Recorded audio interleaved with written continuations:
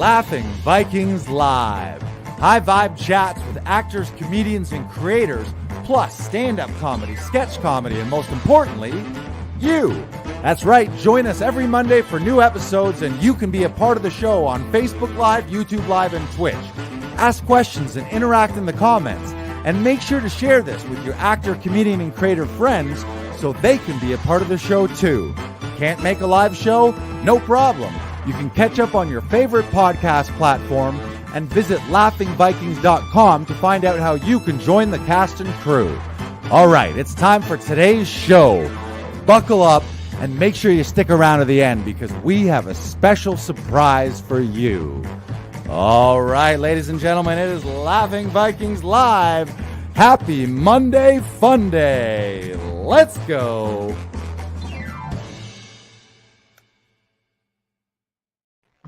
What up, what up, what up? Episode 109. Yeah. Is that right? Yes. Last week was 108, and this is 109? Now it's 109. Wow. We're going to be 110 next week.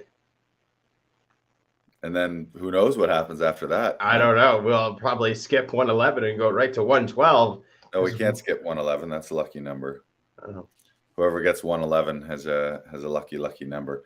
Welcome, viewers at home, listeners at home. Those of you watching us live every week on Facebook and YouTube, make sure that you share this out. Hit that smash button, share it to your network of actor and filmmakers. Yeah, just like Brandon did. I believe that's the smash button. You can use a fist if you want. Just don't break your device because we will not pay for it. Mm-hmm. Take us to court. What do you think would happen if someone said smash that like button and they smashed their laptop and went to Judge Judy? How does Judge Judy rule? I think she rules on our side. I don't think she rules in favor of the person that punched their computer so hard that it dropped. Right. Yes, I think her answer would be any reasonable person knows that smash the like button is just a figure of speech and doesn't actually require smashing. Yes. But it does require figurative smashing.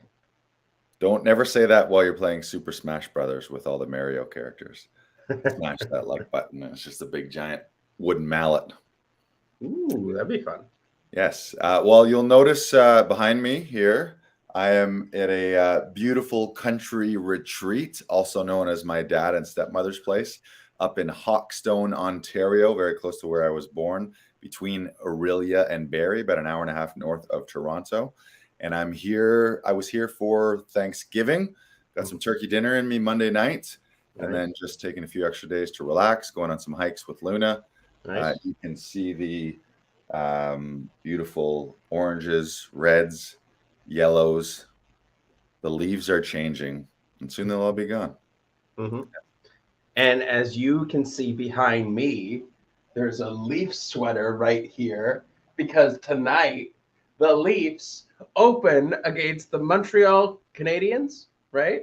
I think it's Montreal Canadiens. Is that season opener or preseason opener? It's season opener. Oh, wow.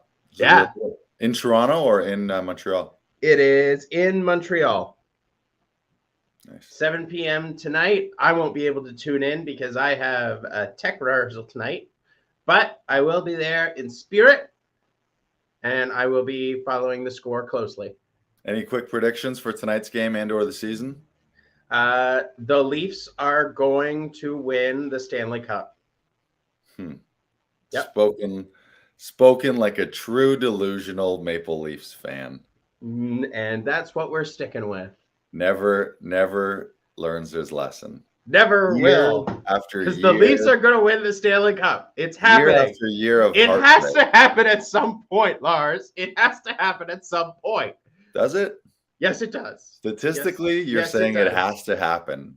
But I think it's possible that they can never win again. It won't.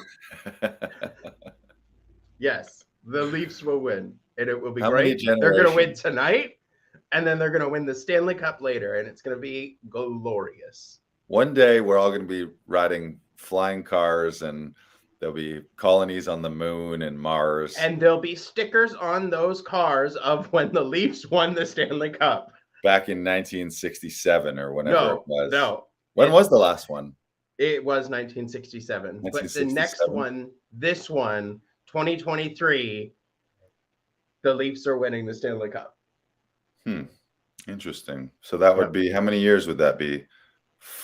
33 plus 23, 56 years? 56, yeah. Do they have the longest drought?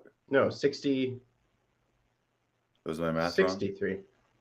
I think we're just off by 10. 43, 63. Yeah, you're right. 66. Yeah, either 63 or 64, somewhere around there. Right. Or no, 60. No, you're right. 66. 66. Is that the longest drought? I want to say yes. But there are teams that have never won, but they're more like recent expansions. But there are more recent teams. Right. Well, go Leafs, go. I hope your wishes come true. Although Vancouver's never won. Oh well. Oh yeah, they won. Remember they won and they rioted the shit out of things, or did they? They didn't win. They lost. They didn't win. That's why they rioted. I see. I thought they won. I thought that was a winning riot. They lost. They lost to Boston. Oh, interesting. Yep. Interesting. Well, imagine if they won. It would have burned the whole city down. All right, we got some shout outs here. Yes. We have one of our regular members. We love him. I think we gave him a shout out last week in the episode.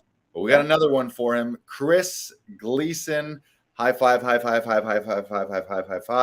He sent us a message on either Monday or Tuesday to say that he booked his most recent audition that he worked on with us. He worked with Cheryl Poirier, and he booked it.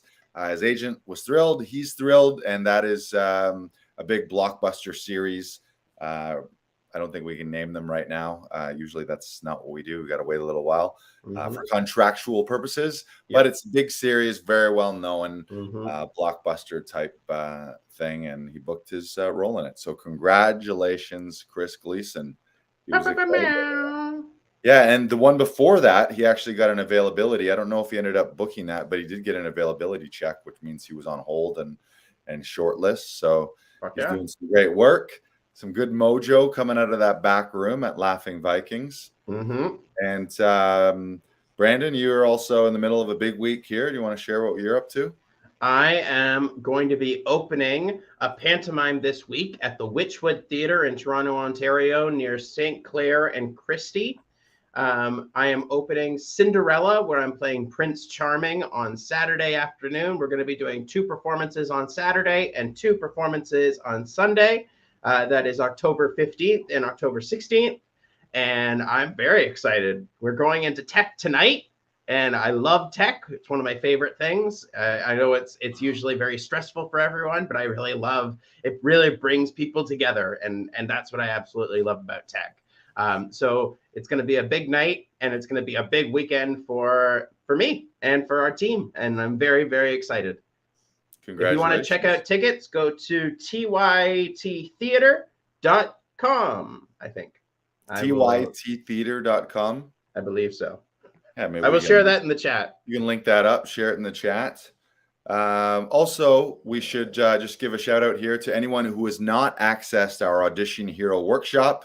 You can learn how one actor went from stressful DIY self-tapes to booking a role in a Hollywood blockbuster, plus, count them, 2 lead roles in series, all within a year. That workshop, you can go to laughingvikings.com/auditionhero. We do them live a few times a year, but if you miss the live one, you get instant access to all 3 days of the workshop.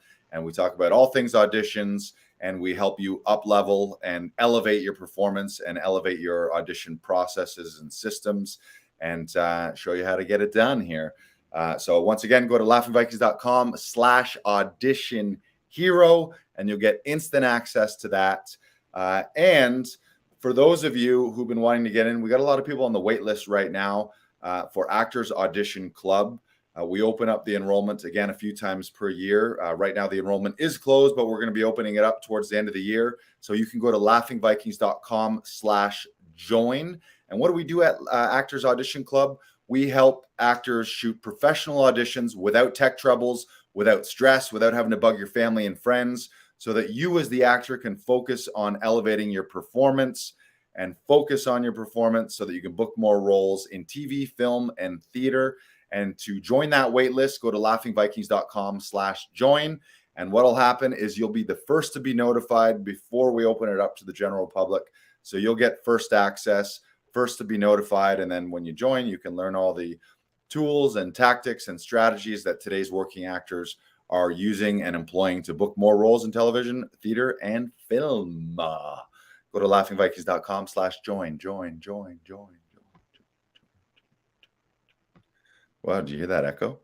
I did. It was good. It was a good Yeah, echo. it was a good echo. Yeah. All right, we have a fantastic show for you today. Really excited. We are continuing our series where we're focusing on our new session directors here with Actors Audition Club to give you a chance to meet them and give them a chance to introduce themselves to our actors and to our clients and to our community. We've had a few of them on. Oh, there's Luna. Stand by 1 second. Luna, the security pug, always making sure that everyone that is coming into a residence is completely vetted and knows that she is here. Oh, she was just getting excited for this week's guest, I believe. Oh, well, they are about to enter the room. Fanfare. Yes. All right. Well, let's bring him in here. You can see him on Out TV right now in the series Sloppy Jones. He is also in an upcoming Showtime series. And the one that he just mentioned, the pilot. Now I'm spacing on the name in the moment. I had it Well-versed. Well-versed. He's in a pilot right now. They just shot a sizzle reel that is up on YouTube. We're going to talk more about that so that we can show that sizzle reel a lot of love so that they get the funding, get picked up, and make the whole series. And he is one of our most recent audition session directors here at Laughing Vikings Actors Audition Club. And you're going to meet him right now. Ladies and gentlemen, welcome to the studio, Sebastian Sage. Hello, everybody. Thank Hey. you, Luna, for the fanfare. Right? She likes to get in on the action. That was great. Yeah. That was She's great. a big I feel Sloppy so Jones welcome. fan. Yeah, I can tell. I can tell. And Sloppy Jones, that also features Jamie Hart, I believe. It does indeed. And Sophie Nation. Your And partner in Sophie life. Nation, yes. And yes. And Lori. Jonathan. And Lori and Lori. Piana. Yes. And Jonathan McDonald. And also Colin Mockery and Linda Cash. Mockery. Yes. Linda Beloved Cash, whom you Canadian may chef. exactly. Linda Cash, whom you may recognize as the Philadelphia cream cheese angel. Ah. Yeah. Nice. Lovely recent working one. with both of them. Yeah. Yeah, I remember that. I think that was sometime during the pandemic. They did that international campaign, and like every woman in the world who's an actor applied to be the new angel. Yeah, There's they a lot were of doing an people open there. call. Yeah, they sold a was lot of great. cream cheese just to actors auditioning for the cream cheese audition. I think that was the whole marketing plan. That was a great. Yeah, that makes sense. That was a great campaign back in the day, back in the early 2000s. For anybody who remembers it, it makes sense that they would want to bring it back. But yeah, that was it was a fun series to work on, and you can watch it now on Sloppy Jones on Out TV. Beautiful. All right. Well, welcome to the studio. We're going to get into it here, Sebastian. And how we like to begin is with our guest 1 minute life story. Brandon's going to throw a minute on the clock. It is your job to tell us all about Sebastian Sage from conception to now or into the future. Conception. But you only got a minute. I don't know how much of conception you remember, but if you do, feel free to share.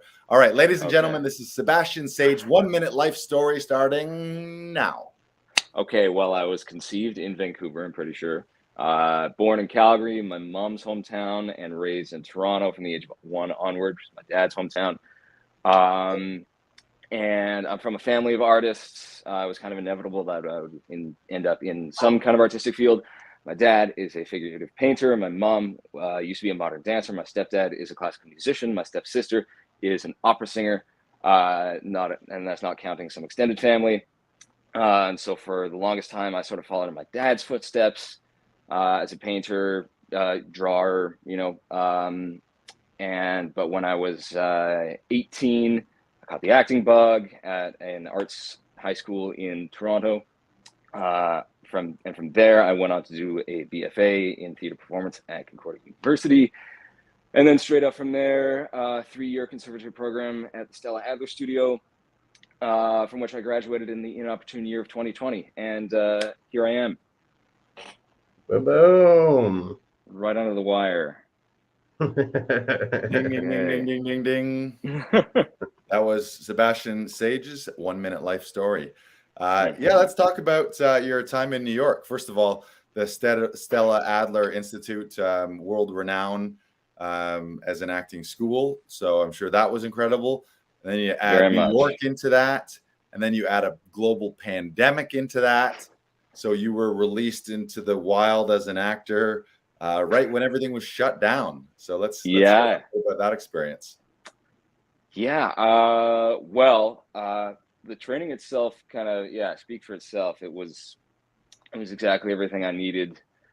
And I was very lucky, I think, to attend the studio when there were still a couple of OG teachers there who've since passed on. But in particular, a guy named Ron Burris, who he was just, he was sort of the natural successor of the Adler method. He was like sort of her personal assistant and ended up sort of teaching classes with her and then sort of for her.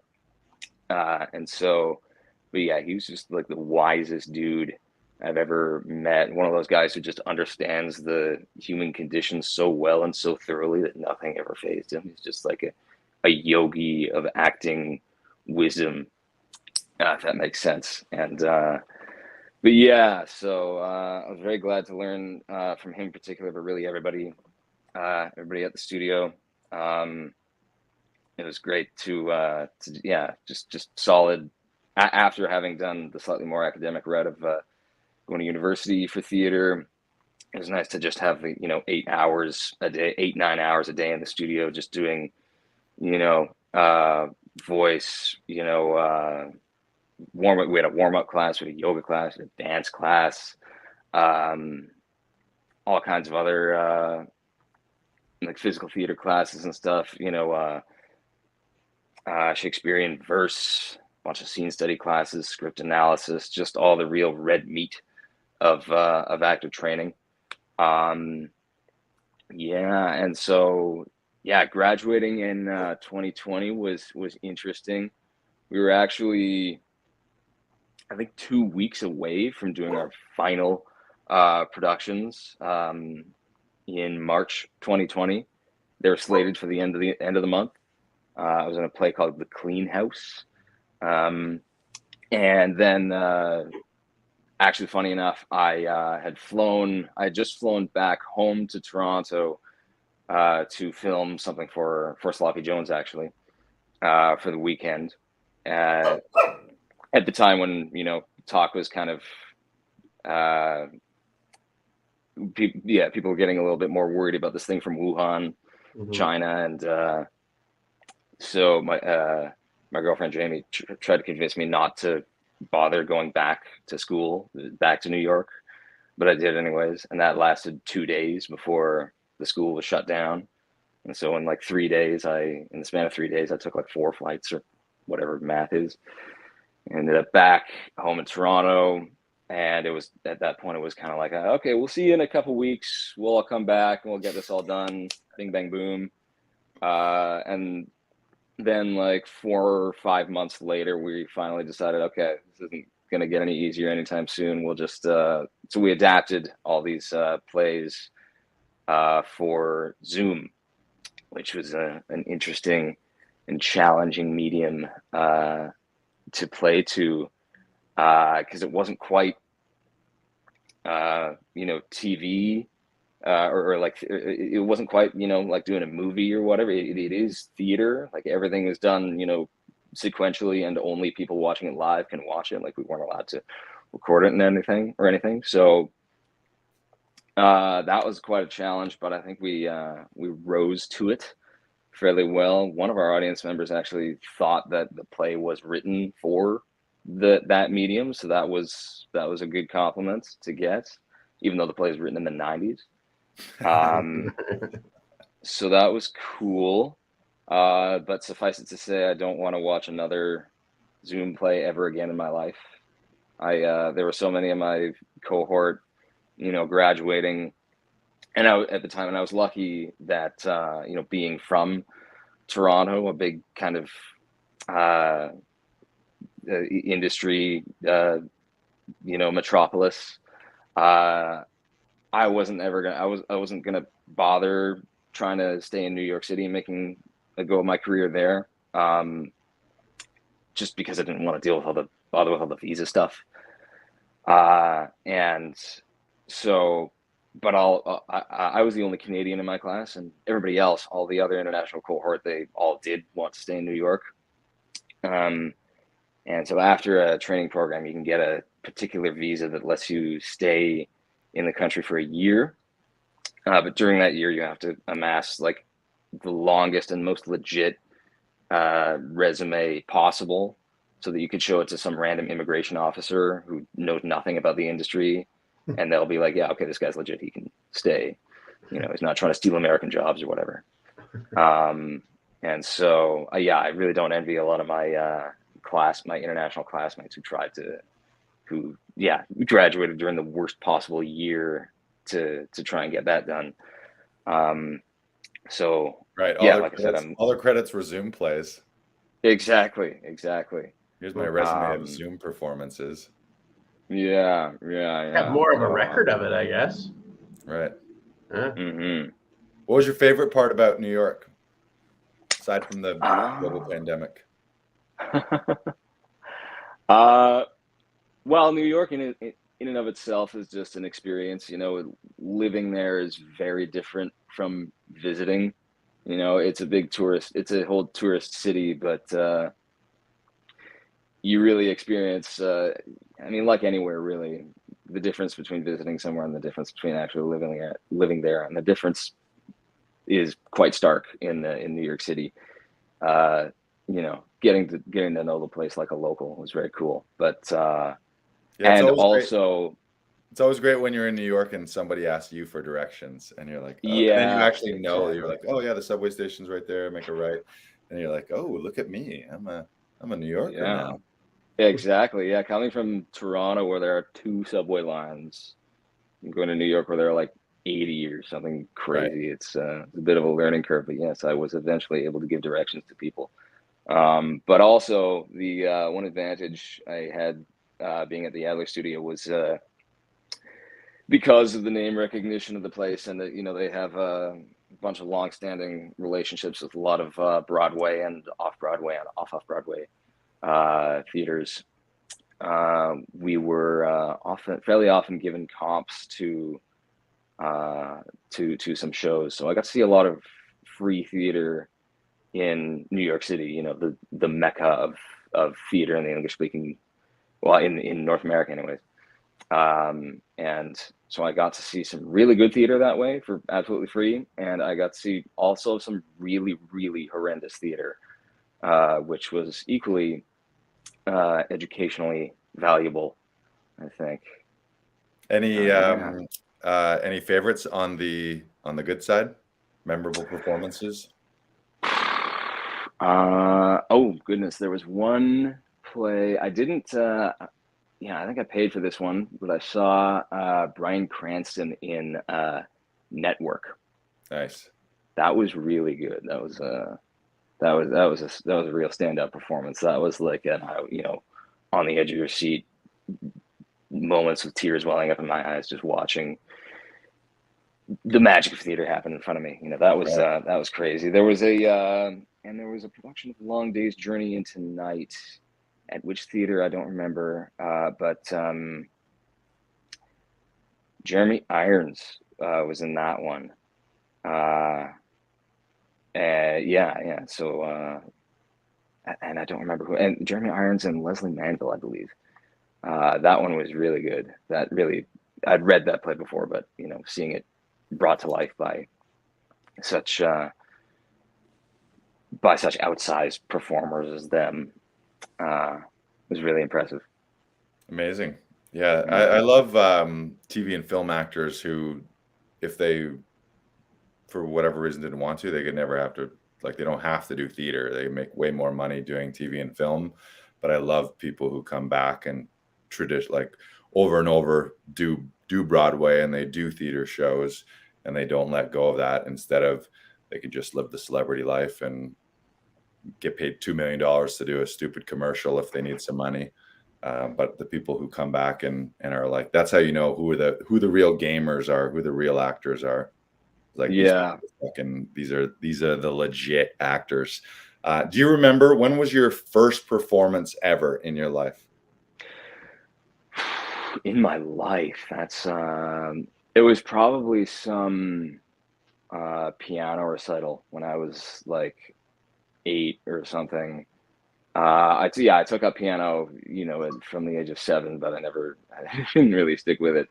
It was like one. I can play like the Je m'appelle by Eric Satie now by memory, but that's about it. That's all I have from that era of my life. But the first time I performed theater was probably in high school. The first time I really, though, got into it was when I was 18. I was at an arts high school doing a 5th year there. I'd already graduated from another school where I was in a program that was kind of an extended academic program, and I graduated from that with good grades, but I didn't know what I wanted to do with the rest of my life. But I knew I wanted more arts in it, so I went the free route and did a 5th year of high school at an arts high school, and it was there where I was in the sort of environment where people were actually, my classmates actually took the theater classes seriously, whereas I feel like in non-arts schools, a lot of the arts classes are kind of just like bird classes that people go to. It's a joke credit. It's like, let's get it easy. I'll go scribble some shit in art class and goof around in theater class and get a free credit for just hanging out and eating lunch. Precisely. So, but no, it was at I was doing a 5th year at Rosedale Heights, and it was in particular doing I did a scene study from Ghosts by Ibsen, where I played Oswald, and that was, I can pinpoint, that was the moment where where it all clicked. Like, my scene partners were all really into it.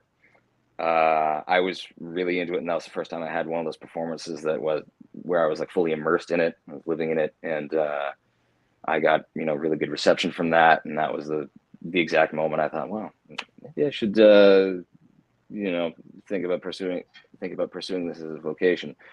It was between that and career in visual art, two very safe,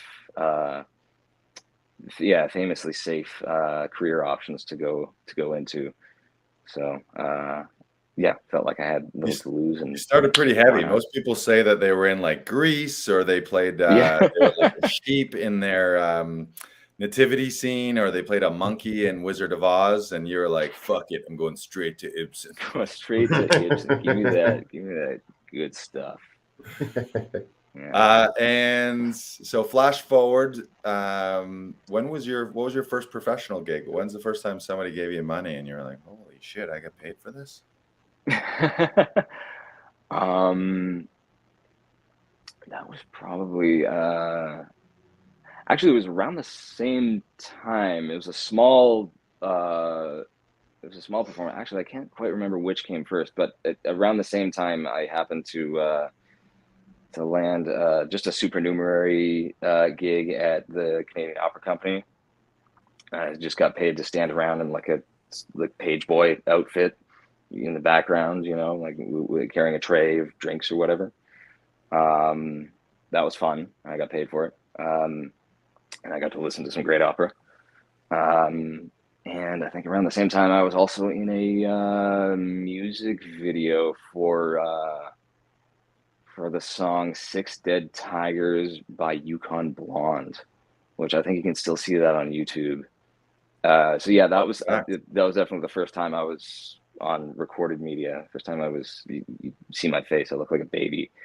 And the first time, yeah, probably the first time I got paid to perform. No lines, but you know.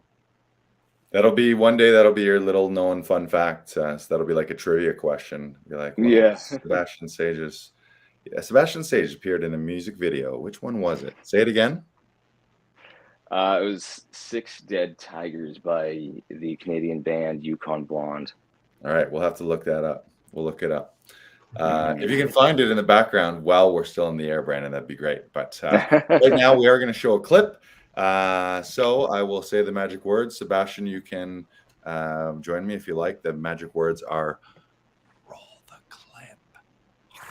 We usually roll our R's. Roll the clip. Roll the clip. Today's question comes from Twitter user @KylaWonder93. What can I do for her that a dating app can't? Dating apps, don't get me started. Headless torsos, crappy pickup lines, ghosting. You want to wade through all that? You are full of shit. A little intense. Yeah, okay. I felt that. All right, take two. Okay. Mason, the magical matchmaker. I should probably listen to your podcast. I don't think I've even saved it.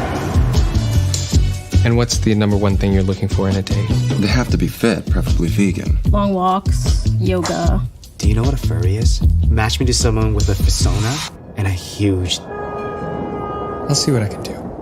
Hey, we have a little problem. What?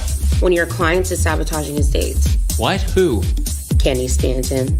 Okay, all the talk about your ex-wife, that's for date 3, okay? And no more first date sex. Isn't that what game is? Kenny, no more first date sex. This is a $100 bottle. Yeah, and it's terrible.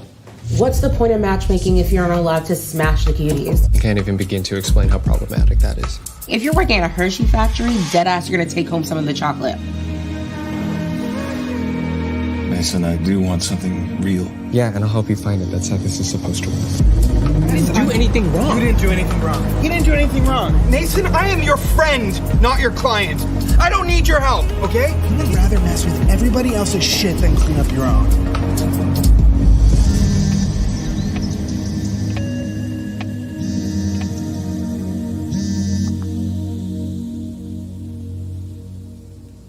Hey. Hey, babe. You coming home soon?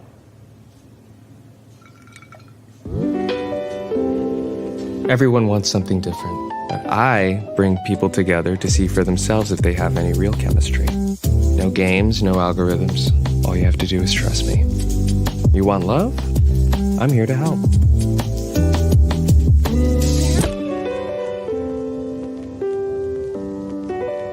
This used to be easy, and I feel like my head's gonna explode. I gave into my first threesome this weekend. Oh. They called me daddy and I started crying halfway through. Oh. It's not great. There you have it. That was the sizzle trailer to Well Verse, yeah? Yes. What's the guy's name at the end with the glasses? I recognize him. He runs casting sessions for a few of the casting houses. I see him all the time based on his name. It's escaping me now too, unfortunately, but I will find it. Well, and Messini McDermott was also in this as well, and she's come for a couple Zoom sessions, as well as Kato Alexander, who's also in this trailer. Oh, right, yeah. Yes. Big Laughing Vikings family thing. So many familiar faces. Yes. Mm-hmm. Uh-huh. I've had to. I'm seated now. My what do you call it? I have an old laptop tripod that has like the knobs on it are stripped, so it just slowly lowers here. So I am now seated, but you still got a nice view behind me here. But I got a weird top-down angle here. All right, well, great. Thanks for sharing that, and people can check that out on YouTube. And where are you at with that project now? They're looking for funding. They're trying to figure out how to get it made. Yeah. I'm not privy to those machinations, but I have faith in Alex's ability to get funding for this project. It's a really good project. It deserves, excuse me, funding and attention. And but yeah, no, he's a guy who's he's done a bunch of kind of high profile Canadian projects.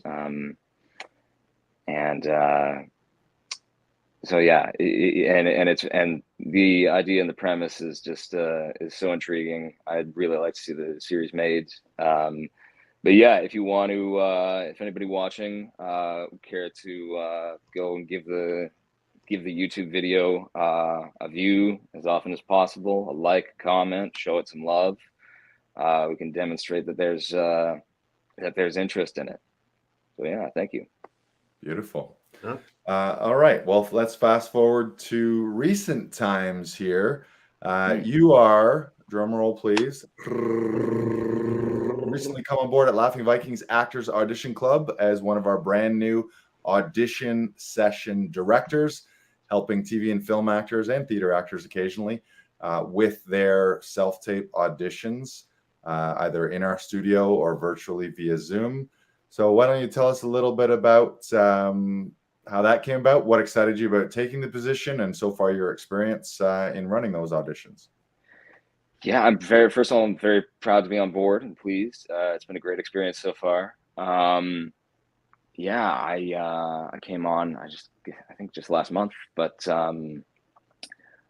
yeah, my girlfriend Jamie, who's also one of the co-creators of Sloppy Jones, has done a few auditions with lovely Brandon here at Laughing Viking Studio, and happened upon a notice he put on his Instagram, and it all went from there. I was really looking for a day job where I could harness my my passion and my training in my field, in my chosen field, rather than I mean, I'm still I still have other jobs to keep a roof over my head, but yeah, no, it's been really great, a really great refresher to for all the training I've got, and to be able to see all these great talented people come in and out, and be privy to their different techniques and different processes, and to learn from that as well. Yeah, it was very gratifying. Amazing. Yeah, I know that you've worked with a lot of our regulars and some of our new actors here, and they've been giving you good reviews as far as lots of help that you've been able to give them, and lots of great suggestions. And obviously your professionalism and training really helps as a reader behind the camera as well. What would you say to any of our clients or any actors out there looking to get audition help? A few words about your approach, or maybe your philosophy, or what you focus on as the session director in trying to help them get their best performance? For sure. First of all, and I know a lot of people say you're not supposed to think about the viewer and how they're relating to what you're putting out, but I think know your audience. Know the tone of the thing that you're trying to go out for. Know what you're selling, and just knowing what you're selling and what the auditioners are buying, and whether there's any space between that. Just know what you're in for. Like there's a superficial and stylistic differences, say, between auditioning for like a big HBO drama, and between that and doing like a movie of the week kind of thing. But technically, I think you can approach every audition the same way. You can't really ever be failed. I think if you go back to the teachings of our Lord and Savior Konstantin Stanislavski. Yeah, if ever, I think I think if ever you're lost in terms of a character you're playing or a character you're auditioning for, just think of the 7 questions. Who are you? Where are you? When are you? What is your objective? What do you want? Why do you want it? What are your obstacles? And what are you going to do to get what you want? If you can answer all those questions in concrete terms, not kind of, wishy-washy sort of philosophical kind of ways, but in a real concrete way that stimulates you, then you're doing your best work. Ron Burris, the aforementioned acting guru, from whom I was very lucky to learn a great deal at the Stella Adler studio, his whole thing was you just have to make sure that that whatever you're doing, whatever choices you're making, make sure it stimulates you. It has to hit something deep in you, and nothing is throwaway. Everything happens for a reason, and you're there to give justification to the dialogue that you've been given. And so as long as you have justified it for yourself, that'll read on camera, and that'll read for the audience. Love it. Thank you. And fun fact, the two of you, Brandon and Sebastian, were actually on set on the same day, on the same call sheet, not on the same scenes, but that was fun. A week or two ago, you were filming an upcoming series that will be named later. That was pretty cool. So congratulations to both of you. How was your experience on set for that one, Sebastian? It was very neat. Brandon, I think our we had sort of not full trailers unto ourselves, but like sort of rooms in a trailer. I think yours happened to be literally right beside mine. Yeah. So that was a funny coincidence. It was very fun. It's a period piece. I think I can say that. It's set in the 50s. And so it was fun to be able to dress up. I'm a bit of a dandy, a bit of a clothes horse myself. So I love I have a soft spot for period pieces, and just going into set and going on to set and seeing all the fabulous work of the set decks and everything, and the designers, the costume designers, all come together, and there's I love being in an immersive situation like that, where it makes the acting really easy for you. When you look all around and you're you don't have to imagine the environment that you're supposed to be in. You're in it. So that was really fun.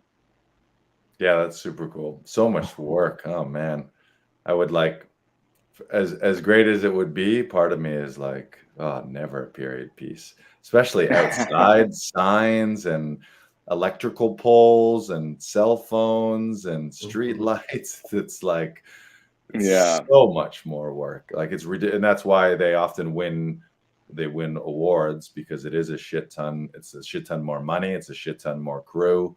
It's just way more work. You got to replace all the cars on the street, all the signs on the streets, or you got to be inside where you can just hide it all. When you see outdoor scenes where they've taken, like, it occasionally happens in Toronto, where they've taken a whole modern city and then transformed it to somehow make it look like it's old school. I mean, I think a lot of the times they'll do that on a lot or in a studio or something. They'll just build a whole street or a whole little neighborhood. But yeah, it's ridiculous. When I was on Scary Stories, they built an entire house, like in 3 different floors of the house. They had it all built in separate little places in this one big warehouse. Right. It was great. Right. Yeah, I think there were a whole bunch of of period accurate cars from the 50s and 40s parked outside the location we were at. And apparently I overheard that a bunch of the locals, because whenever production company comes in and turns a whole city block or interior location into a place for a period piece, you can't help but wondering, well, what's going on? What are they filming? But the conclusion that apparently a bunch of people came to, just because they saw those cars, was that it was going to be a gangster film or something like that. Like, they just kind of, that makes sense intuitively. They just kind of look like the type of cars that someone should come out of and sporting a Tommy gun. You know what I mean? Right. Yeah. Nice.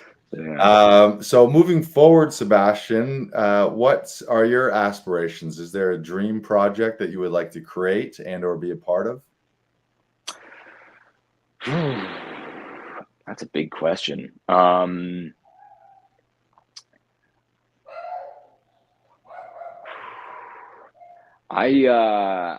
kind of have an open mind with regards to whatever opportunities come my way. I do have a love of theater that I want to at some point get back to. I'm repped only for film and TV right now, but it is a sort of vague career goal of mine to do a play in Stratford.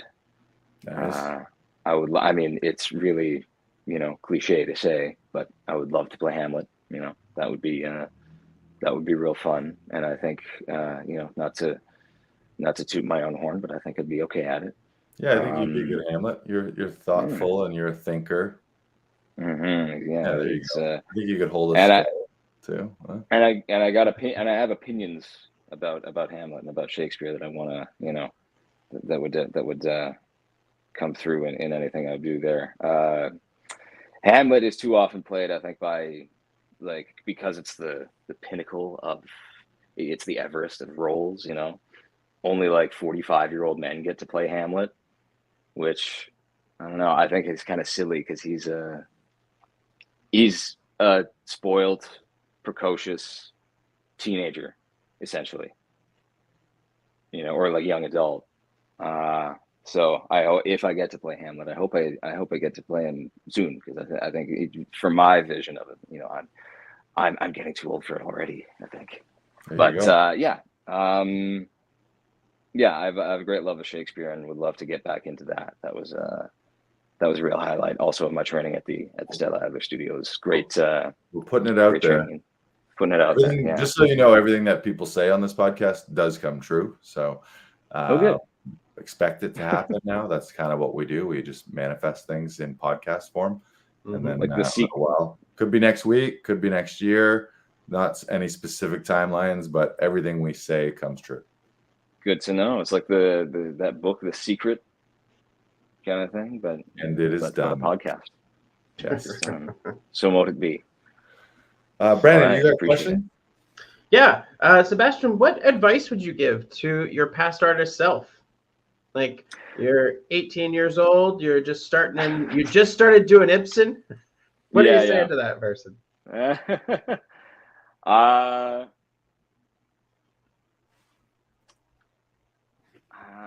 I would tell that kid to not necessarily play to his type more, but recognize it at least. It took a while for me to sort of start, knowing what I was selling, like I was saying earlier. Mm-hmm.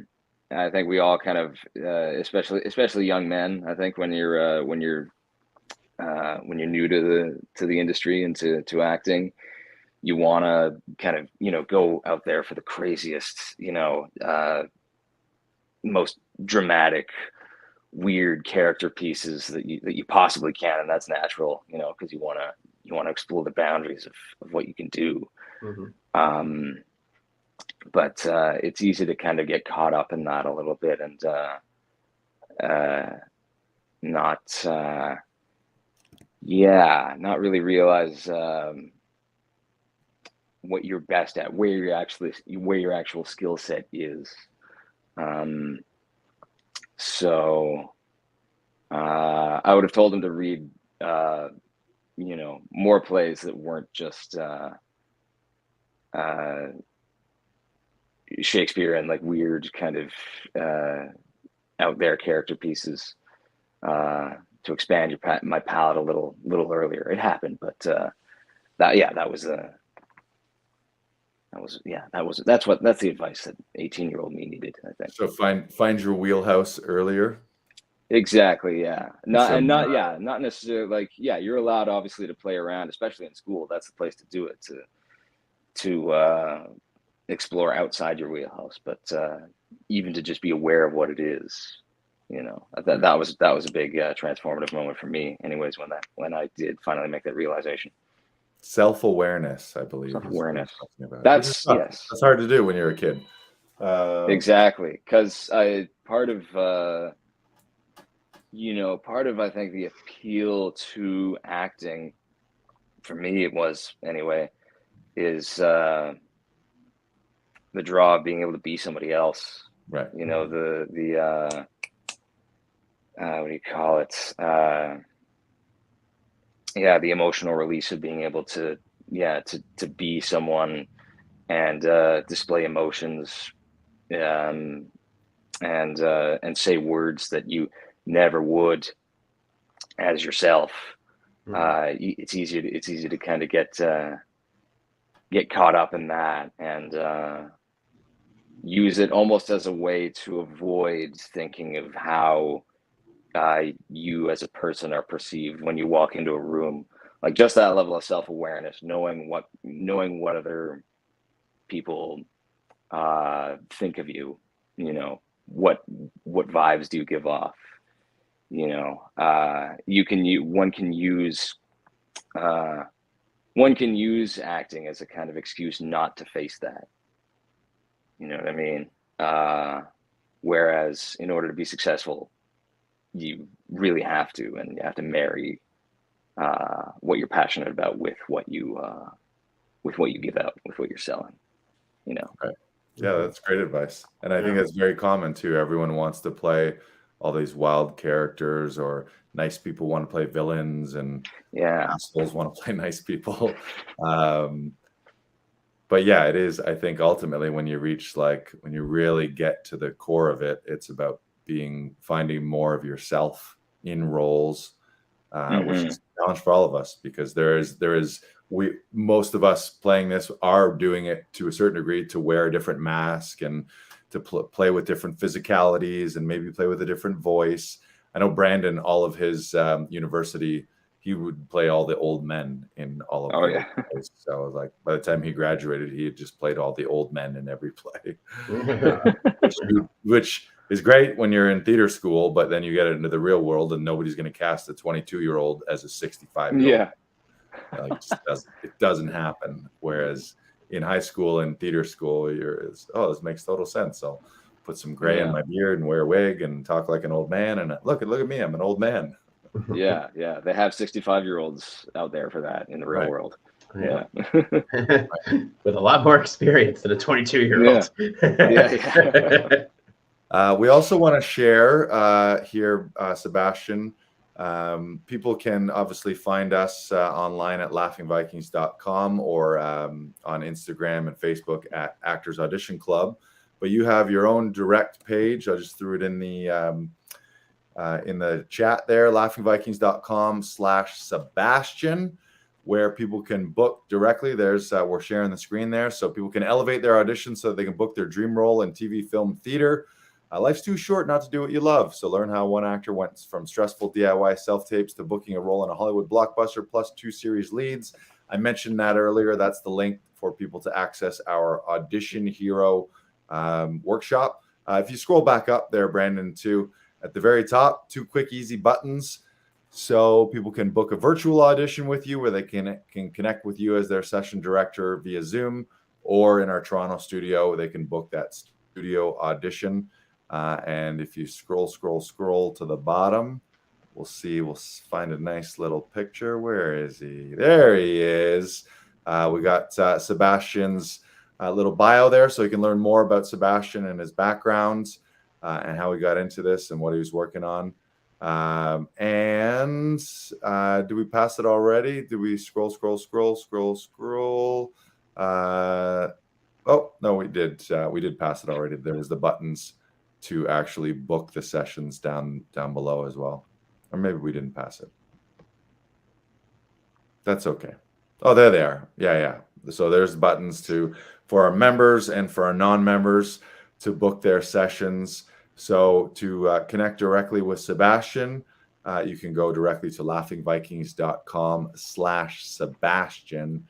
And if he's not available for whatever reason, because he's on set, then you can book with one of our other session directors at our general site, which is laughingvikings.com/auditions. And you can access all of our session directors through that auditions link. So congratulations, you got your own webpage there. How you go? How's it feel? Great. Feels great. Feels legit. You know what they say? Once you have a website, it's pretty legit. Doesn't get any more legit than that. That's how you know you. Brandon, any other final questions? We're going to start bringing this episode back to port. No, we're bringing this episode back to port. Nope. Thank you for joining us, Sebastian. Great to have Thank you you for on having board. me. Yeah. Yes. Glad to be here. Any final quotes? Anything you want to inspire us with, Brandon? I know that's usually your No, thing. I like to finish with their advice to their past artist self, because that's more important. So we'll give Sebastian the last word here. Sebastian, any final thoughts, last words out to the world, out to filmmakers, to actors, to potential clients? Ooh,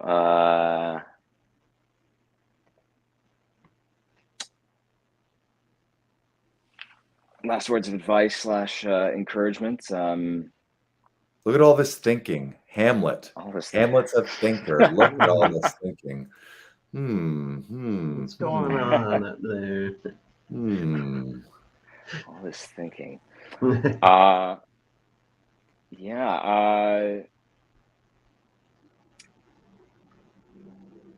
You already, last piece of advice I'd say is, as long as if you think you can do it, if you, as cheesy as it sounds, if you've got it and you've got it, then you got it. You can you can succeed. My goodness. We can cut this out. No, it's all staying in. It's all staying in. Oh my goodness. I think at the end of the day, the main thing is to have conviction that you're in the right industry, you're in the right place, and that you're on the right path. And to be open to the opportunities that come your way, not to get too bogged down in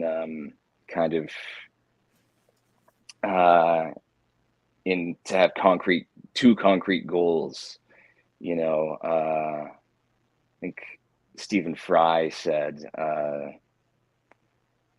that a big key to his career success was not sticking to sort of a career schedule, not to have too many goals, because when you don't, you either make those goals in the best case scenario, and then you don't really know where you want to go from there, or you don't make them and then you feel like a failure. So the right attitude to have, I think, is just being open to opportunities rather than being steadfast, focused on really specific goals. Yeah, some people might say that in terms of knowing your why that you're doing this, but not necessarily be married to the exact how, and being open and flexible. Like, as long as you know your conviction and why you want this, that the universe might deliver it to you in ways that you weren't quite expecting. So if you're looking to see it in only one place, it might be right here saying, hey, all your dreams are right here. And you're like, well, no, my dreams are supposed to be right over here. So, but it's finding that balance as well. You don't want to go too far on the other side. And you're like, oh, I don't have any goals, and I just, wherever the wind takes me, that often doesn't get you too far ahead either. So it's that happy medium and that balance of not being obsessed with it having to be this certain way, leaving space for some magic in the universe is a good way to put it, I think. For sure. It's the difference, I think, between having set goals and having a vision. Right. You know, Mm-hmm. Like that. Have a vision, says Have a Sebastian vision. Sage. Mm-hmm. Yes. All right. I think All I think we're all wrapped up. Thank you so much, Sebastian. This has been another episode featuring our latest audition session directors here at Actors Audition Club. Mm-hmm. Make sure to share this. If you're listening to this on one of the podcast platforms, make sure that you're subscribed by smashing that subscribe button. And once again, actors, if you want to get involved with Actors Audition Club, you can do that two ways. One is you can go ahead and watch the replays of our Audition Hero workshop at laughingvikings.com/audition hero. And you can join the wait list so that you'll be first notified when we do open the doors for our next enrollment by going to laughingvikings.com/join. And you'll get on that priority notification list. So you'll be first to be notified before the general public when we open up the doors, and you can join as a member before the rest of the world does. All right. That is that. I'm Lars. That's Brandon. This is Sebastian. We'll see you on the internet. We'll see you in studio. We'll see you on Zoom. We'll see you on stage. We'll see you on set. Or maybe we'll just see you walking through a forest in a beautiful autumn day. All of those things. All of those things. All right. Thanks, everybody. We'll see you next week for episode 110. This was 110. Yeah. Yep. 1010. 1010. All right. All right. Thanks, So 1,010. Yes, we're jumping Bye-bye. right to 1,000. Oh, yeah. All right. Yeah. All right. Goodbye.